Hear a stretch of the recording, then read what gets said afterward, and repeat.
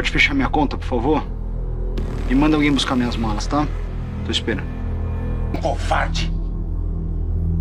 Um sujeito que eu não reconheço como filho e que tá agindo feito um calhorda. Quem não te reconhece mais sou eu. Você não é mais meu pai. Você não é nada meu desde o dia que resolveu soltar a prega. Cala a boca!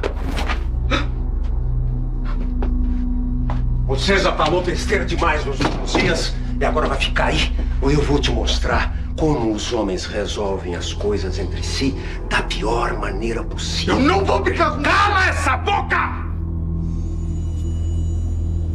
Dessa vez quem vai falar sou eu. É a última.